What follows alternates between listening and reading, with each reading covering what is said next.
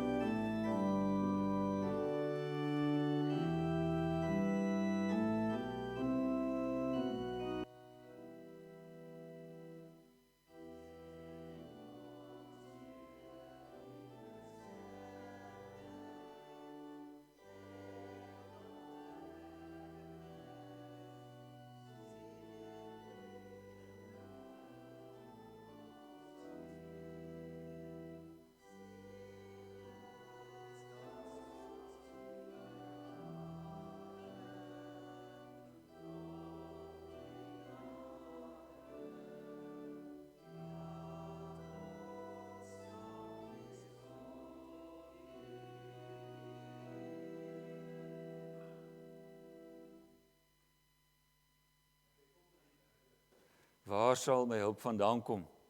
My hulp is van die Here wat hemel en aarde gemaak het en trou bly tot in ewigheid. Amen. Genade, barmhartigheid en vrede van God ons Vader en ons Here Jesus Christus deur die kragtige werking van die Heilige Gees. Amen. Psalm 111, die omdigting, verse 1 en 2. Laat ons met ontzag hom noem in ons lied die Here roem.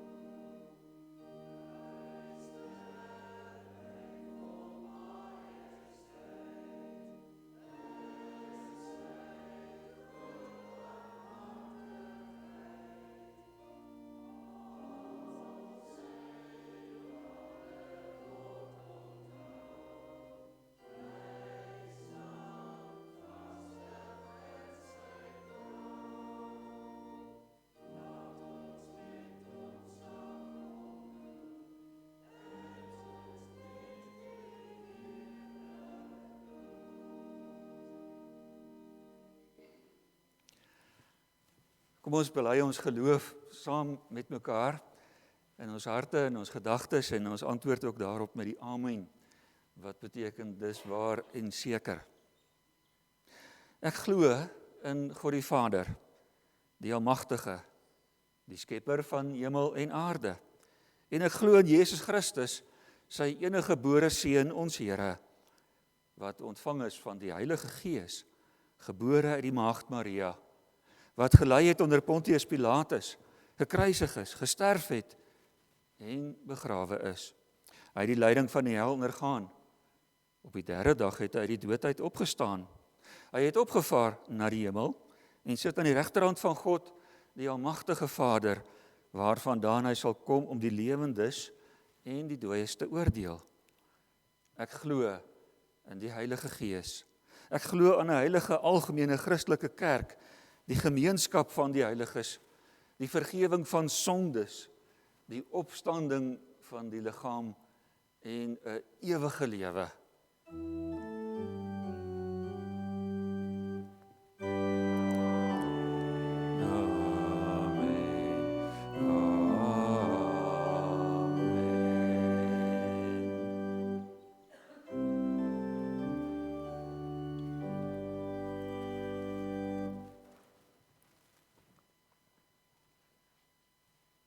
Ons doen self ondersoek aan die hand van die eerste deel van die nagmaalsformulier en dan ook met die liefdesgebod wat daaruit volg. Geliefdes, om die nagmaal reg te vier en tot eer van die Here te vier, is dit nodig om onsself vooraf reg te ondersoek om dit ook tot die Here se gedagtenis te gebruik. Nou, ons het dit reeds gedoen in die week, vorige week, en nou wil ons dit graag ook so saamvat. 3 hoofpunte in die selfondersoek. Eerstens moet ons nadink oor ons sonde en die vervloeking en ons met diepe berou hieroor voor God verootmoedig. So dit wat in ons lewe nie reg is nie, moet ons vir die Here gee. Met vrymoedigheid, maar ook met hartseer. Dit is wat berou ook beteken. Tweedens, ons moet die vaste belofte van God glo, dat al ons sondes alleen op grond van die soenverdienste van ons Here Jesus Christus vergewe is en dat sy volmaakte geregtigheid ons toegereken en geskenk is. Nou, hierdie geregtigheid beteken dat God in Christus regmaak wat ons verkeerd gedoen het. En dan derdens, ons moet die opregte begeerte hê om met ons hele lewe dankbaarheid aan God te betoon, opreg voor hom te wandel en in ware liefde en eensgesindheid met ons naaste te lewe. Almal wat so gesind is, wil God in genade aanneem en in die seëninge van die nagmaal laat deel. Aan die ander kant, diegene wat hardnekkig, jy kan seker ook sê hardkoppig, sonder berou God se gebod oortree, eet en drink 'n oordeel oor hulle self. Ek wil sê wat aanhou daarmee. Al is die erkenning daarvan, maar nie die bekering daarvan en daar nie. Dan sê die Here, versigtig wees. Tog kom ons nie na die nagmaal dat ons dink dat ons sondeloos en volmaak is nie. Inteendeel, niemand van ons kan volmaak wees nie. Ons kom juis omdat ons lewe buite onsself in Christus soek.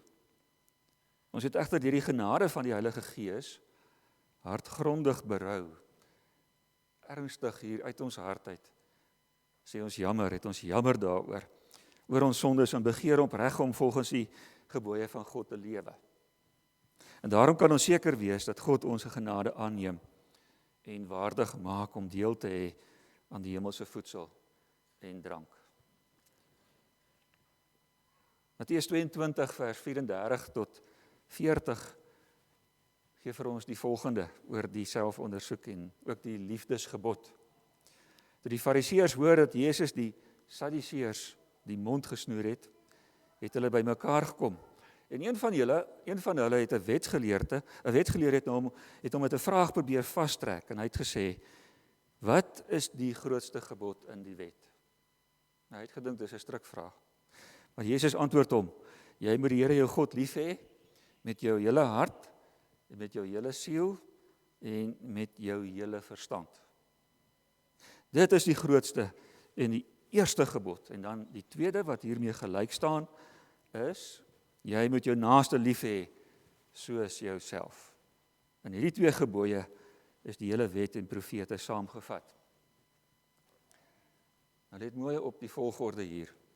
Jy moet die Here God lief hê en jou naaste soos jouself. Liefde vir God, maar daai soos jouself plaas jou tweede. Dat daar ook liefde vir jouself moet wees, omdat God lief is vir jou. En as daar die liefde in God is vir jouself, dan gaan jou liefde ook meer opreg wees vir die mense wat op jou pad kom.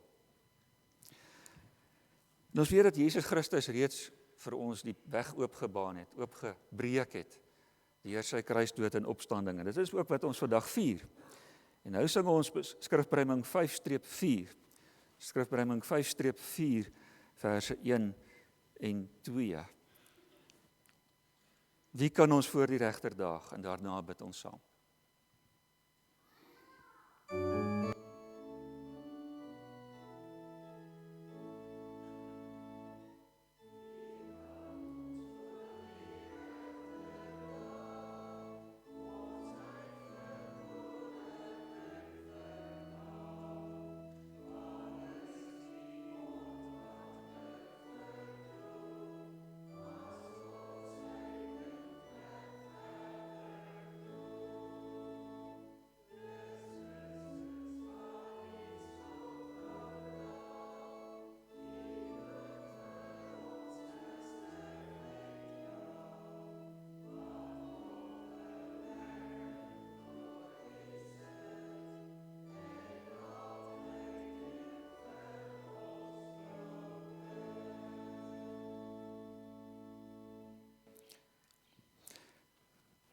Kom ons bid nou saam.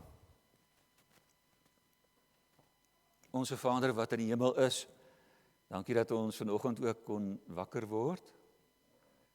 Ja, soos wat die natuur wakker geword het en ons besef het of gevoel het hoe dit lig word en die voëls gehoor het. So het U ons ook wakker gemaak met die Heilige Gees wat by ons is en in ons is. En so is ons nou ook hier saam. As U kerk, om kerk te wees.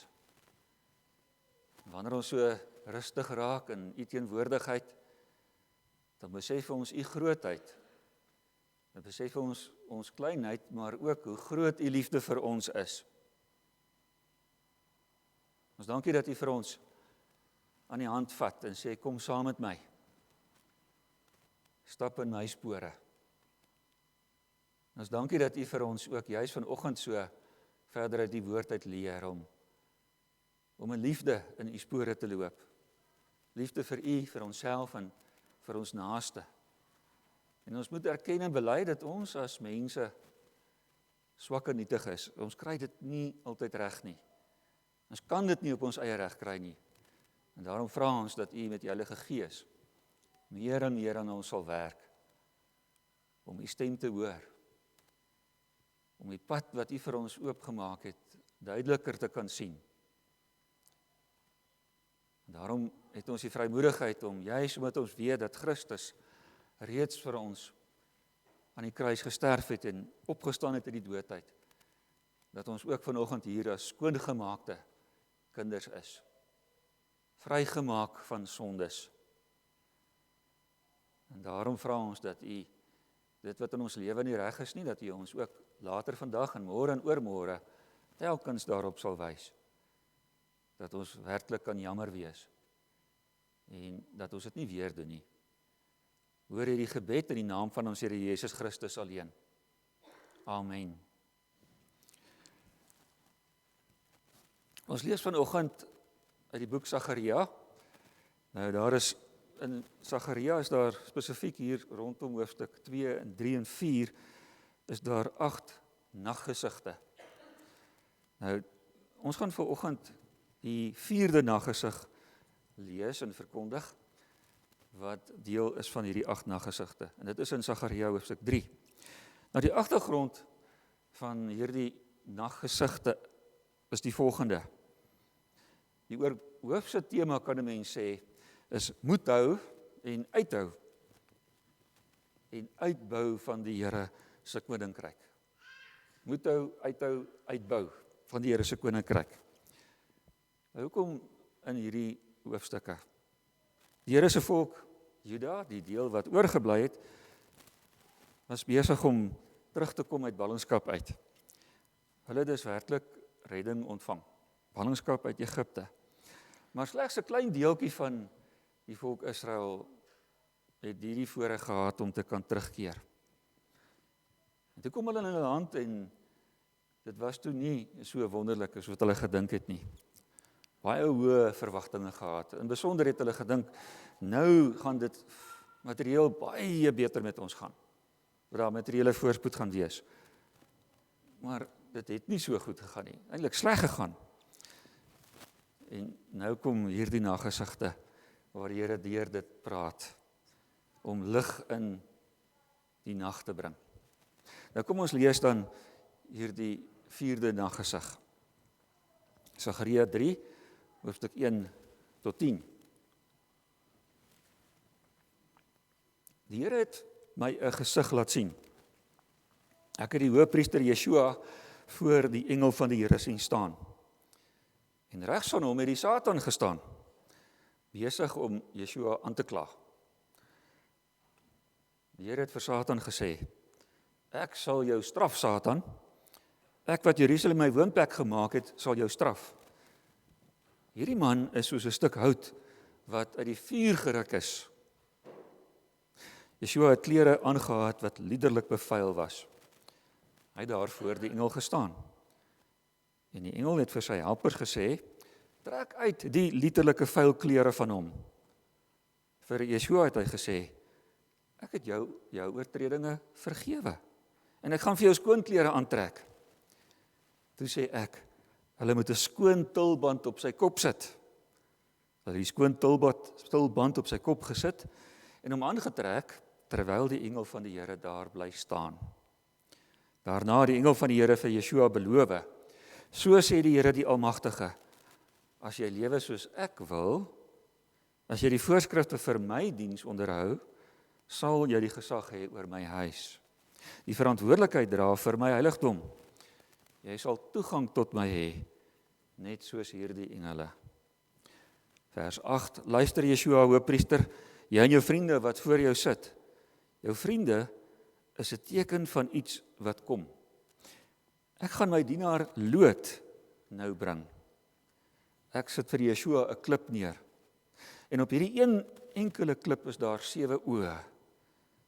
Ek gaan nou 'n grafeersel daarop aanbring, sê die Here die Almagtige. En ek gaan die sonde van hierdie land op een enkele dag wegneem. Daardie dag, sê die Here die Almagtige, sal die mense weer rustig oor en weer na mekaar roep onder die wingerdstokke en die vyebome.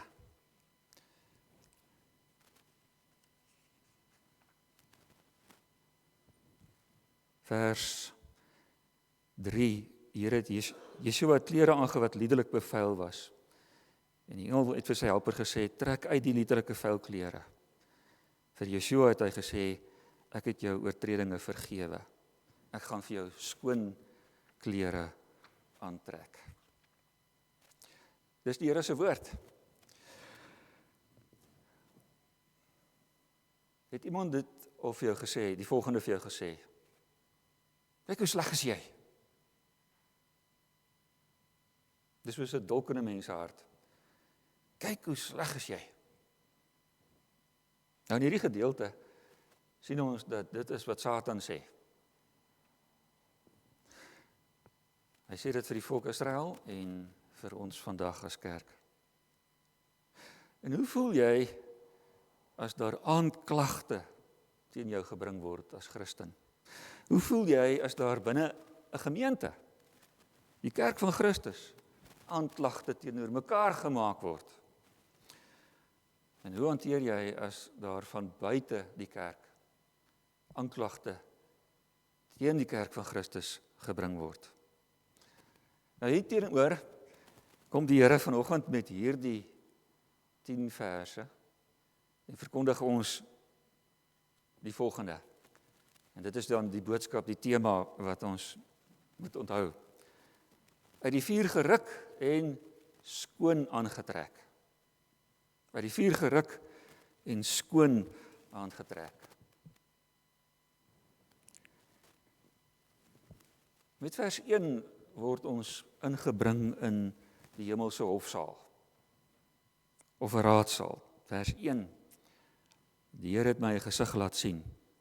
Ek het die hoëpriester Yeshua voor die engel van die Here sien staan en regs van hom het die Satan gestaan besig om Yeshua aan te kla.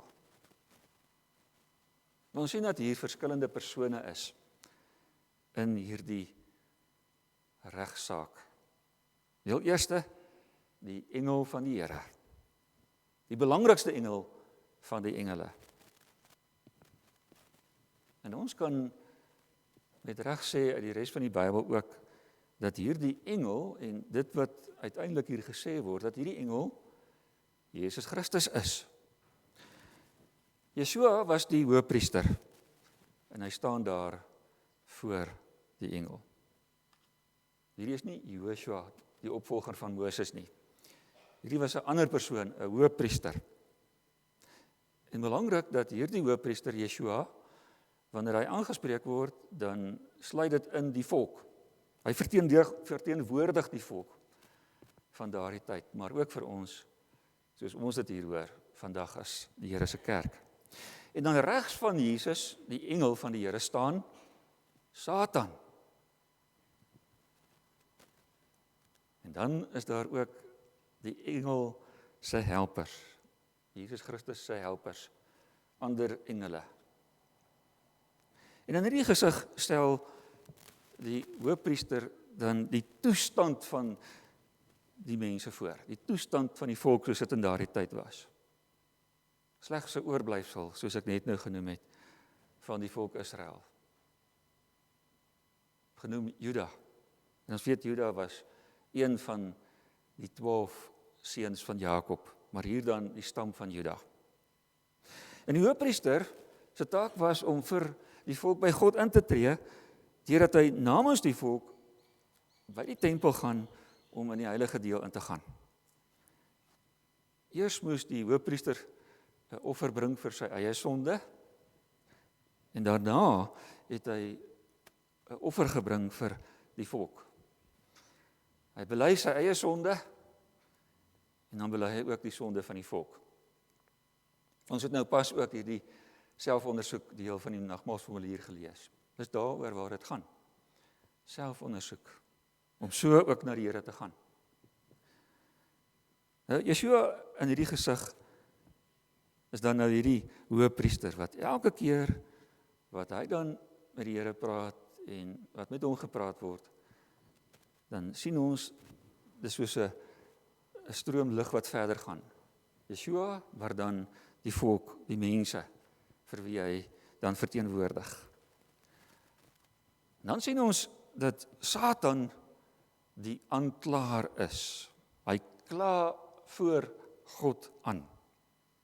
Vers 2. Ja, dit staan nog steeds in vers 1 ook. Ek het die hoëpriester Yeshua voor die engel van die Here sien staan, en regs van hom het die Satan gestaan, besig om Yeshua aan te kla. En dan vers 2, die Here het vir Satan gesê, ek sal jou straf, Satan. Ek wat Jerusalem my woonplek gemaak het, sal jou straf. Satan se naam sê baie, hy is die aanklaer. In Engels dan die accuser. In 'n ander konteks beteken sy naam ook verdeler, om tussen ons en God in te kom, om te breek. Hy wil die verhouding wat daar is tussen God en sy volk, tussen ons, wat sy kinders is, God se kinders is, wil hy wil hierdie verhouding skade aanbring en verbreek, dat dit uitmekaar uitgeruk word. En Satan, die aanklaer, werk baie hard. Hy hou nie op nie, want hy weet daar is vir hom geen hoop nie.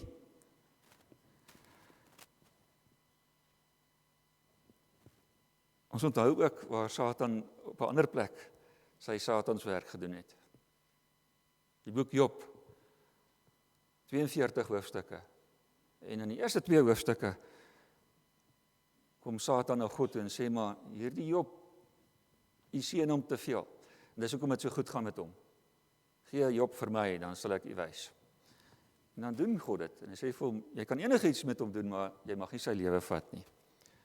En dan slegs in 2 hoofstukke van 42 hoofstukke in daai boek is Satan ter sprake.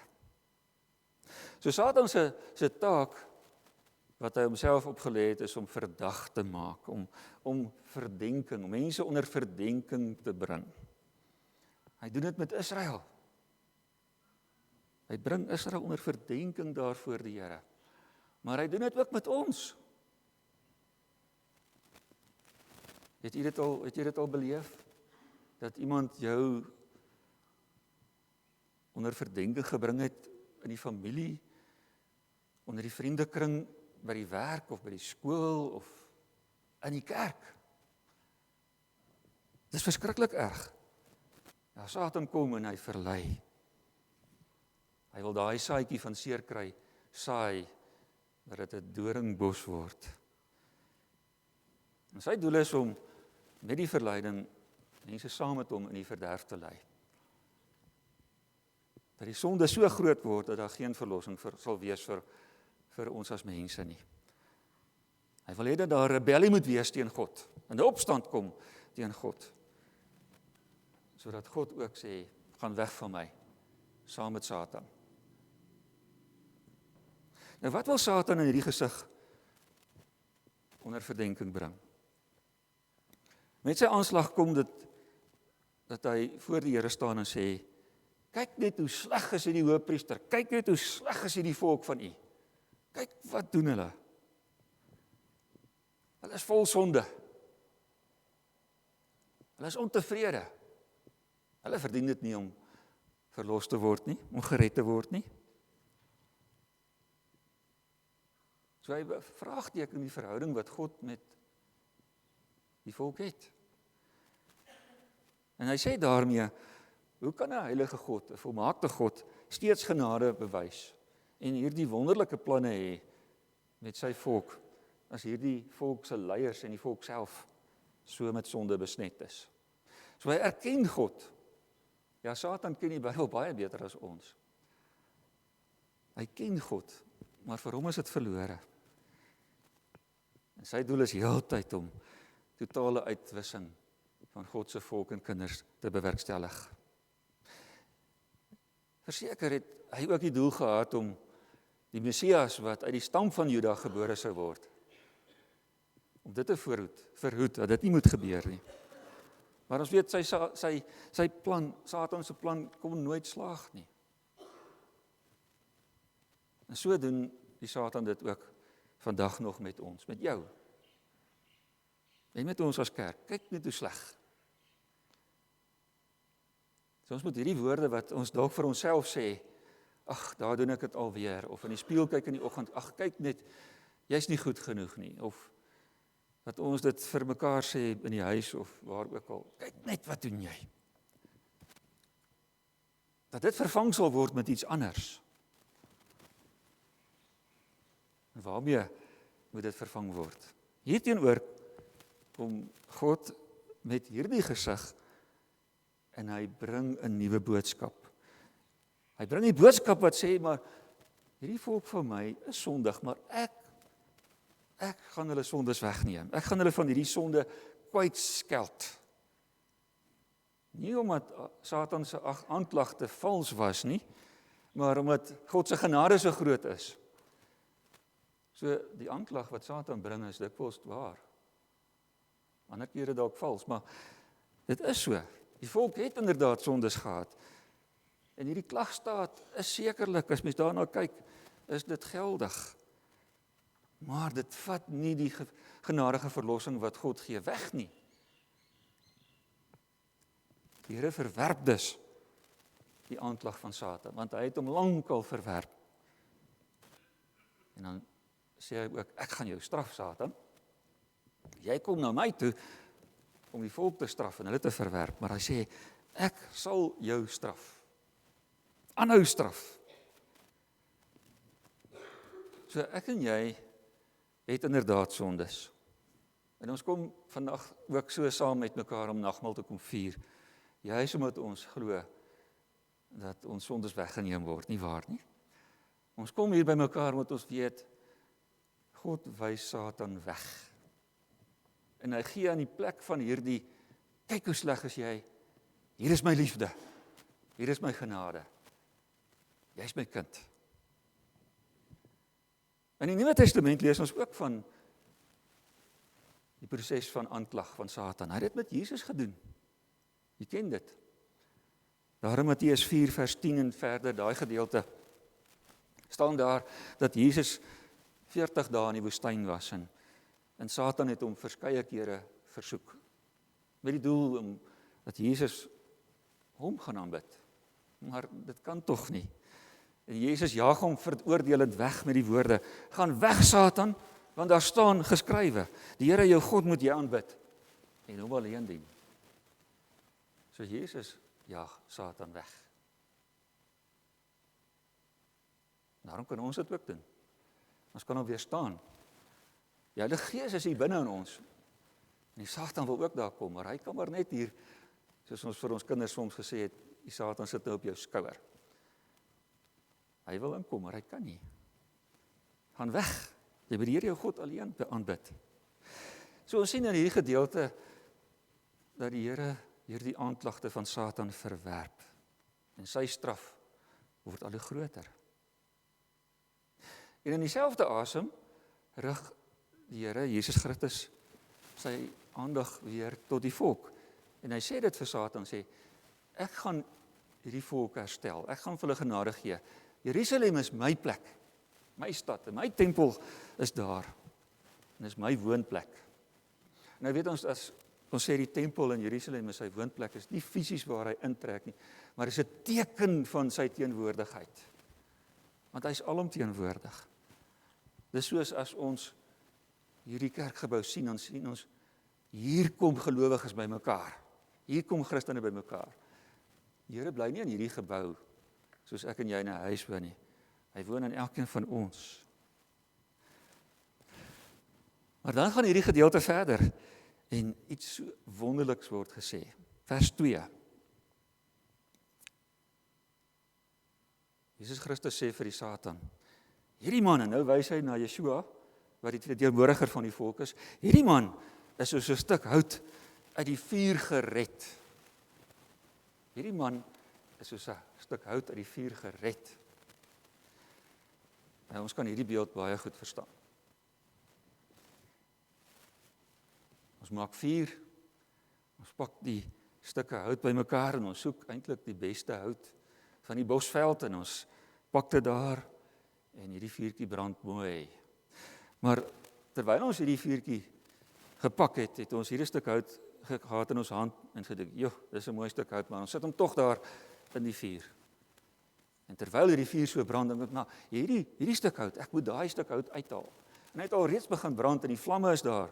Maar dan haal ek daai stuk hout uit en ek blaas die vlam dood en ek blus hierdie hitte op daardie stuk hout.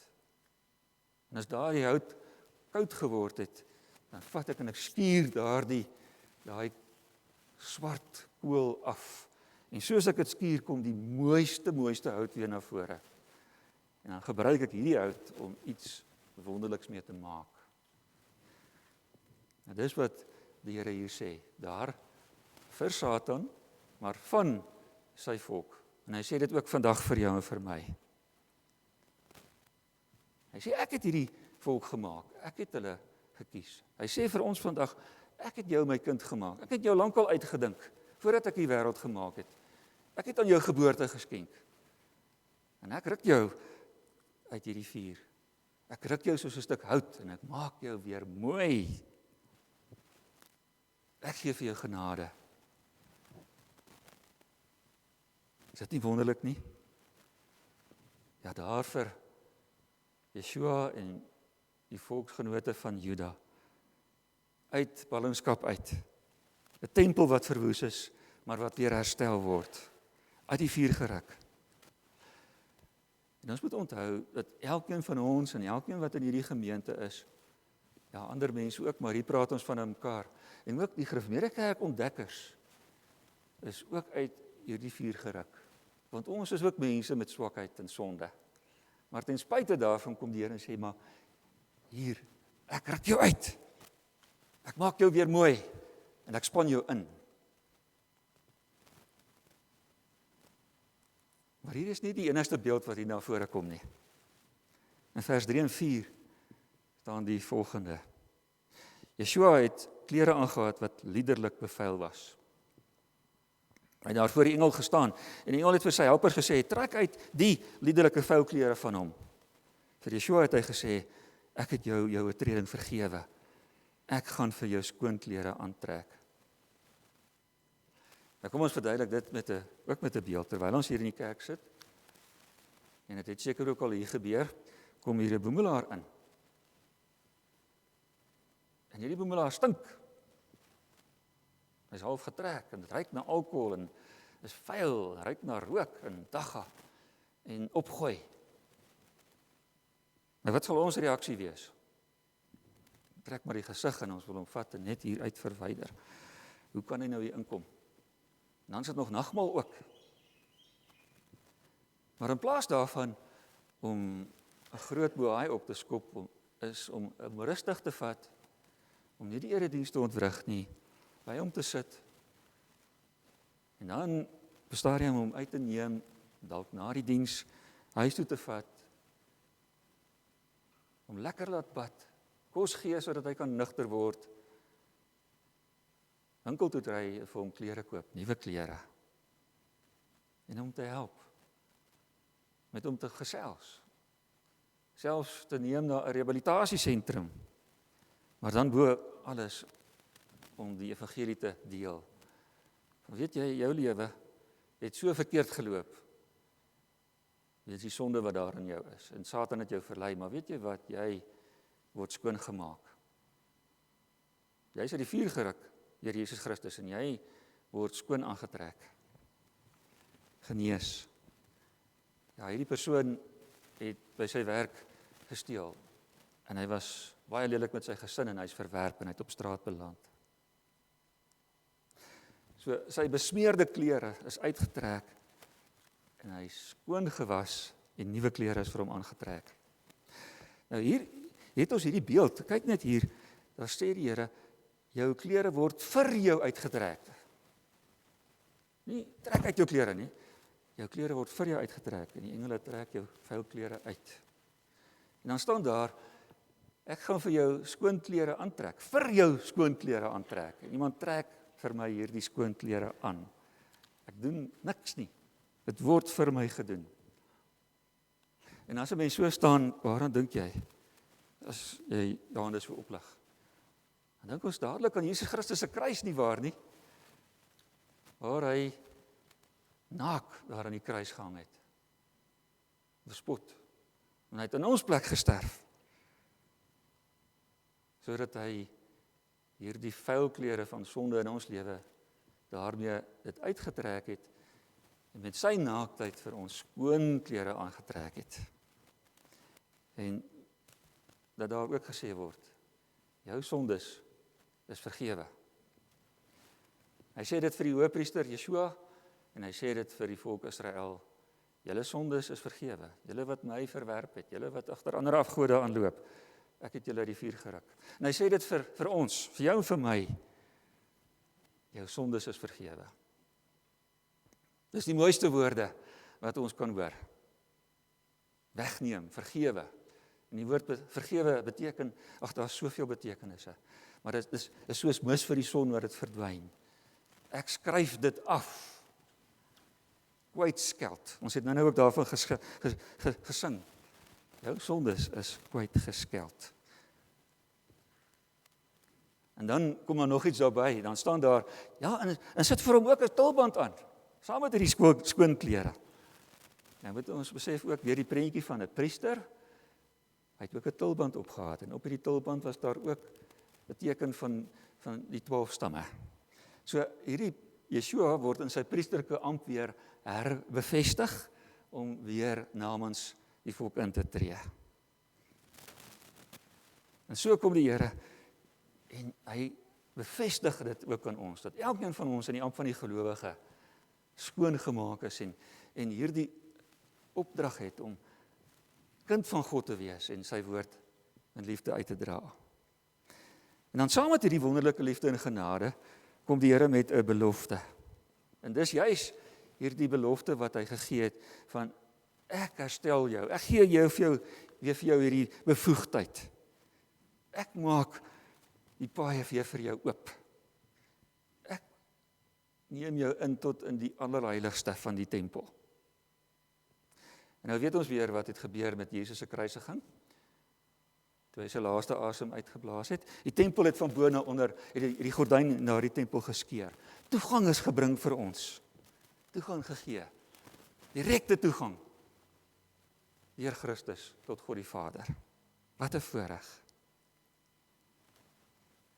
Wat 'n voorreg. En dan kom die engel van die Here, Jesus Christus, hier in vers 8, en hy sê maar, my naam is ook Loot. En klip. Daar staan, ek sit vir Yeshua, voor Yeshua 'n klip neer, en op hierdie een enkele klip is daar 7 oë. En net voor dit, luister Yeshua, hoëpriester, jy en jou vriende wat voor jou sit, jou vriende is 'n teken van iets wat kom. Ek gaan my dienaar Loot nou bring.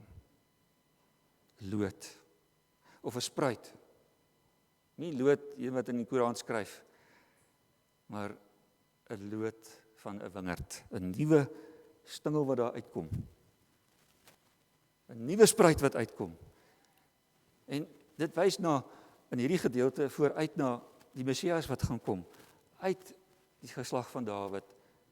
Juda, Dawid en dan die Messias, Jesus Christus. In Jesaja 4 vers 2 en Jeremia 23 staan daar kom 'n tyd, sê die Here, dat ek vir Dawid 'n regverdige spruit sal laat opskiet. En ons weet hierdie regverdige loot of spruit is niemand anders as Jesus Christus nie. En die voorreg wat ons het is om hom te ken. En dan ook die klip met 7 oë. Hierdie 7 oë kan wys op die volmaakte wysheid van die Messias. Dat hy alle wysheid en kennis het. Hierdie 7 oë kan wys op die Heilige Gees wat teenwoordig is. Die Heilige Gees wat ons oortuig van Jesus Christus se redding. En dan word daar ook gesê dat op hierdie steen is 'n grafeersel. 'n Grafeersel wat bevestig, jy is myne. Nou ons weet in die Nuwe Testament word Jesus Christus pertinent ook die steen genoem. In 1 Petrus 2 vers 4 tot 8 en ander plekke, die steen, Jesus is die steen wat die bouers verwerp. Maar hulle wat hom verwerp is dit sodat hy daar tot struikeling is. Vir ander is hy 'n hoeksteen, vir ander 'n sluitsteen. Hoeksteen, die steen waar volgens daar 'n nuwe gebou opgerig word. 'n Sluitsteen, daardie steen wat so lyk, wat in die dak is, wat die laaste steen is en hy hou die hele dak in mekaar, die hele gebou in mekaar, Jesus Christus. So, 'n verantwoordelikheid word gegee, juis met hierdie genade boodskap. Yeshua, jy word herstel in jou priesterlike ampt. Juda, julle moet my dien, maar vir ons wil in Jesus se voetspore loop. Ek het dit nou genoem. Dit staan in 1 Petrus 2 vers 21. Julle is geroep om Christus self vir julle, want Christus het self julle gelei, vir julle 'n voorbeeld gestel, sodat julle in sy voetspore kan volg. In sy voetspore kan volg. En hierdie voetspore is in die Bybel. Hierdie voetspore word vir ons deur die Heilige Gees in ons wakker gemaak en bekend gemaak. Hierdie voetspore word deur die erediens, deur Bybellees duidelik gemaak. En ons is daar om mekaar te wys, kyk, daar is Jesus se voetspore. Kom saam met my. Kom ons leef saam soos 'n kind van die Here. Kom ons bely saam ons sondes voor die Here. Kom ons glo dat hy ons verlos van ons sondes. So as ek kan afsluit, dat elkeen van ons hier as kinders van God, maar ook die Gereformeerde Kerk ontdekkers, met groot blydskap en dankbaarheid vir die wêreld wil sê, ons wat sondaar mense is uit die vuur uitgeruk en skoon gekrap. Ons is met skoon klere aangetrek. Jy kan dit ook kry. En dis hoe die Here dit doen. Bid saam, glo dit, wys met jou lewe. Sê ook jammer waar jy verkeerd gedoen het, dis net so belangrik. En vandag as ons hier by mekaar is, dan besef ons met hierdie nagmaalsfees word ons weer eens met skoon feesklere aangetrek.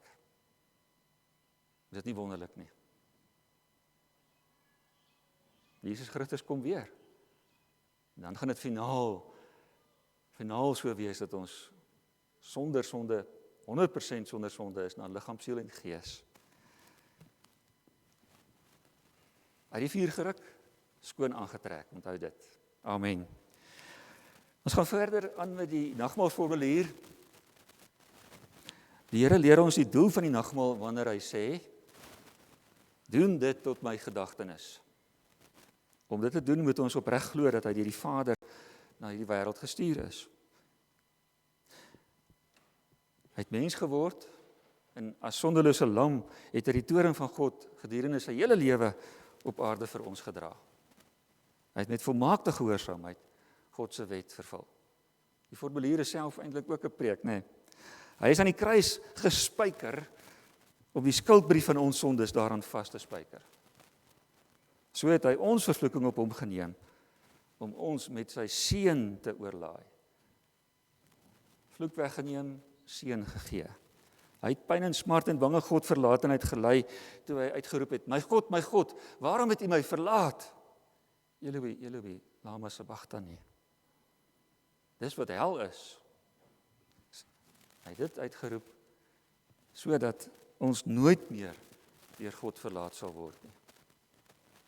Eindelik het hy met sy dood en die stort van sy bloed die ewige genade verbond vervul met hierdie woorde. Dit is volbring. Die Grieks daar tetelestai, dit is betaal. Die laaste skuld is betaal volledig. Dit is betaal.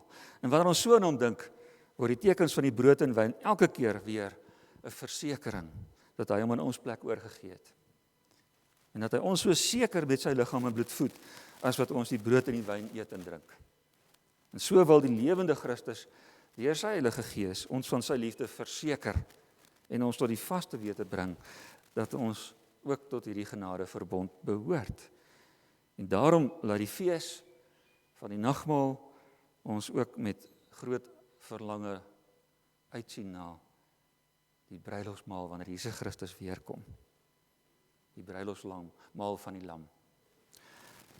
En mag God ons intussen help om ook so in Jesus se spore te loop. Kom ons bid saam. Onse Vader wat in die hemel is, ons dankie dat U ook vandag vir ons hierdie voorreg skenk om die troostryke gebeurtenis, die dood en opstanding van U seun Jesus Christus te mag gedenk. 'n Bittere dood. Maar ons weet ook dat U met hierdie nagmaalfees, dat U met die Heilige Gees in ons harte werk om ons weer op U te rig en op Jesus Christus te rig, om ons vertroue nie op onsself of op mense, op dinge te stel nie, maar ons vertroue net op U te stel. En so, ja, dat ons altyd ons oë op Jesus Christus kan hou. Dat ons onsself kan oorgee, aanhou oorgee. En dat ons met die hemelse brood gevoed kan word. En dat ons nie meer in ons sondes mag vasval en in hierdie sonde lewe nie. Ja, Vader, ons vra dat U ons sal help om onsself te verloon. Om U eerste te stel. Om ons geloof in U te bely. Dat Jesus Christus ons verlosser is. Ja, en so wag ons ook met gespanne verwagting ook op Jesus se terugkoms. Maar elke dag is vir ons 'n voorreg. Elke liewe dag weet ons dat U met ons is. Lei ons nou so in ons samesyn en in hierdie fees. Ons bid dit in die naam van Jesus Christus. Amen. Die bedieners, die diakens gaan nou vir ons die tafel gereed maak. Ek is nie seker wanneer julle dan die brood en die wyn uitdeel nie. Julle moet maar spontaan doen wat julle dan nou gewoonlik doen, dat elkeen 'n broodjie, dis nou in daai sakkie, en 'n kelkie het, en dan die beker word dan hier voor bedien.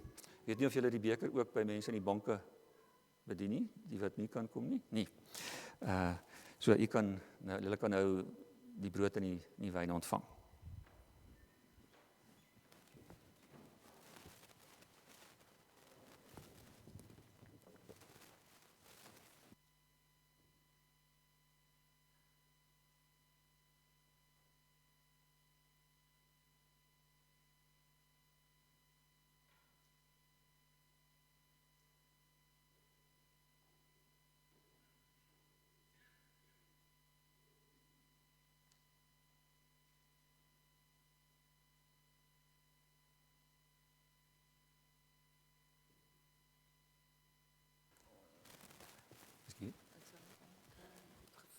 Weet julle dit reeds?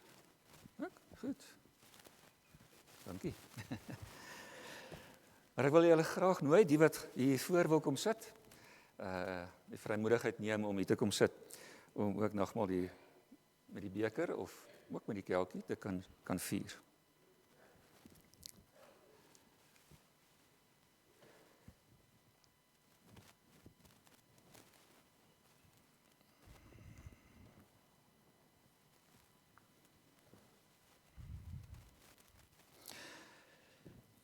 Voordat ons dan nou die nagmaal bedien en vier, wil ek graag hê dat ons Skrifbryming 17:3, die eerste vers, dan nou sing.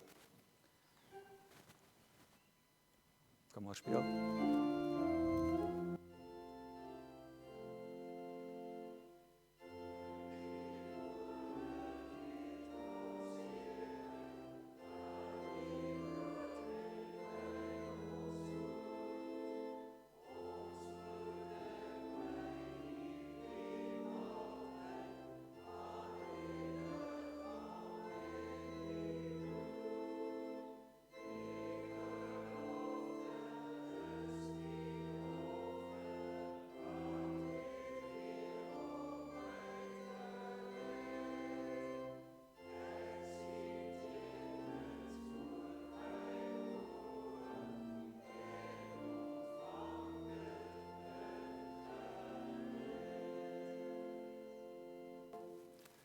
Wil net seker maak dat almal wat nagmaal gebruik, die broodjie en die wyn het.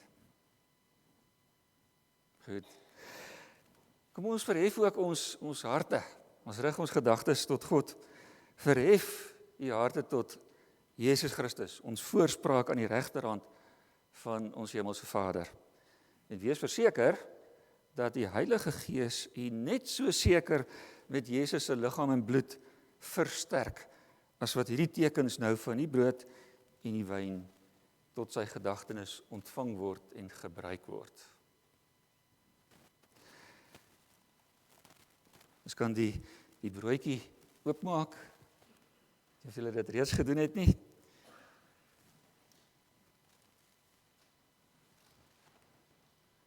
Die brood wat ons breek, is die gemeenskap met die liggaam van Christus.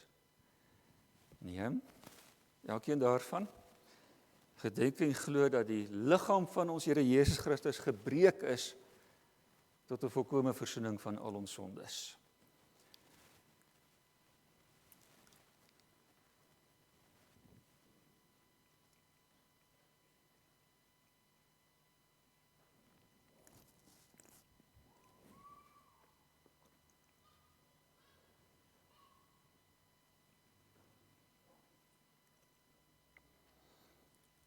Soos wat ons hierdie broodjie kou en insluk,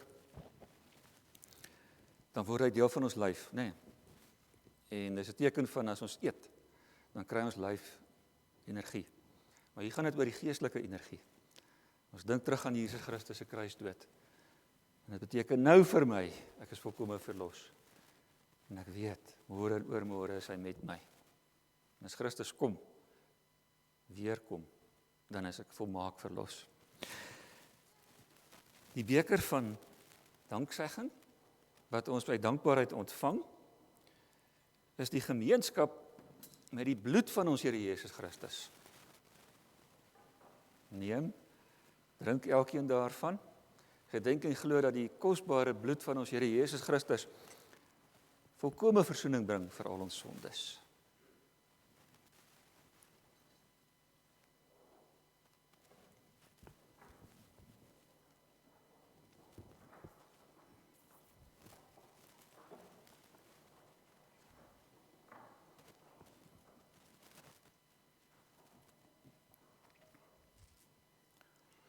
My kinders, julle gebruik nog nie nagmaal, want julle nog nie belydenis van geloof afgelê het nie, maar julle glo in God.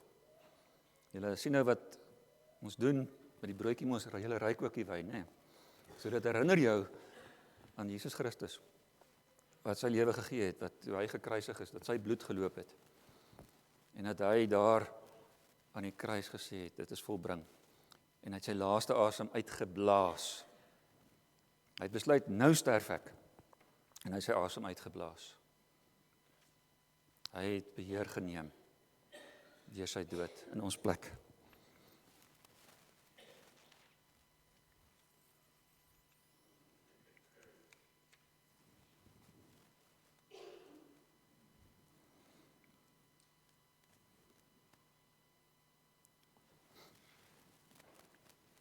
So ons dink terug, ons weet wat dit nou vir ons beteken, en ook in die toekoms.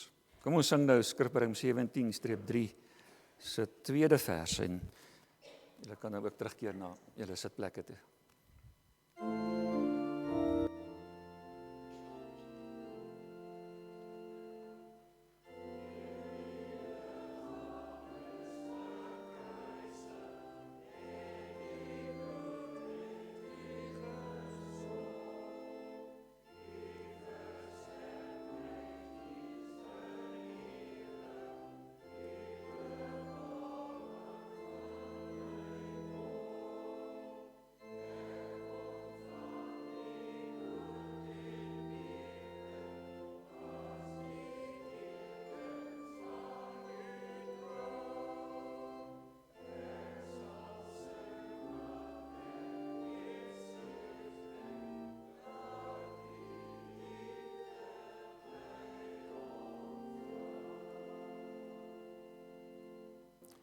Jy kan weer sit.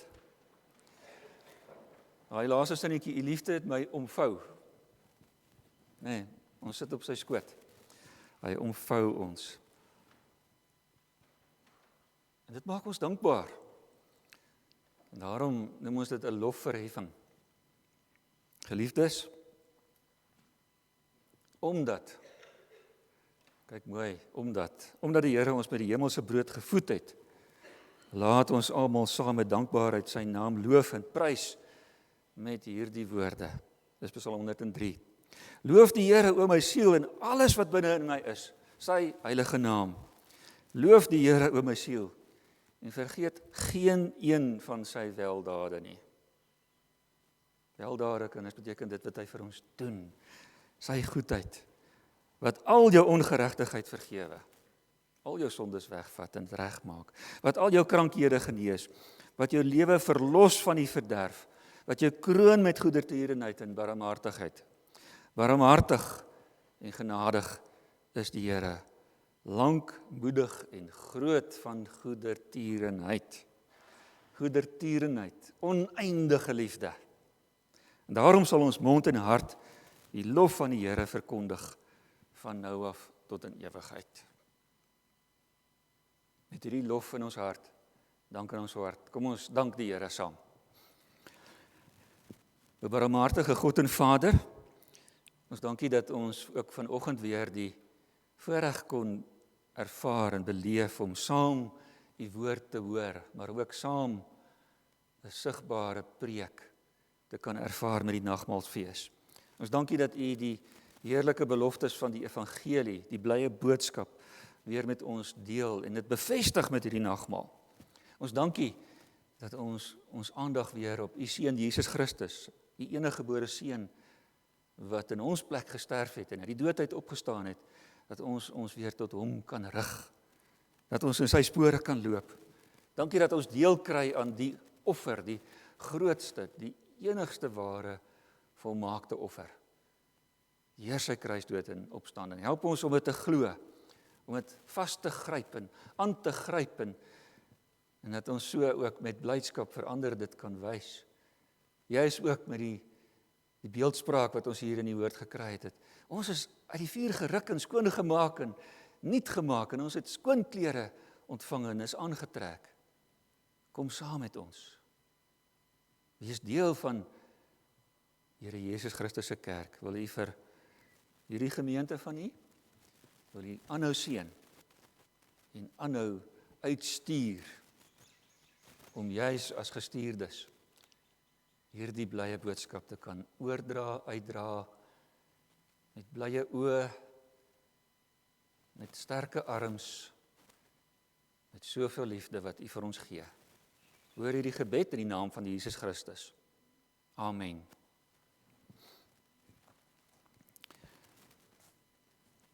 Kom ons sing nou skrifberuiming 18-3, vers 8 en 9. 18-3 vers 8 en 9. Nou, hierdie is 'n beruiming van Openbaring 19 en kyk ook wat word hier gesê van 'n kleed. Vers 8, laat ons verheug wees en verblyd en gee aan God die heerlikheid. Na leed wat ons gelei het, staan nou die bruilofsmaal gereed, waarvoor die lam se bruid haar kleed van fynste stof berei het. Vers 9, die skoonheid is aan haar gegee. God het haar met die kleed beklee en van reine en regte dade. God beklee ons, hy trek ons aan met hierdie skone kleed, sodat daar ook vanuit ons rein en goeie dade na vore kan kom. Kom ons staan, dan sing ons dit saam.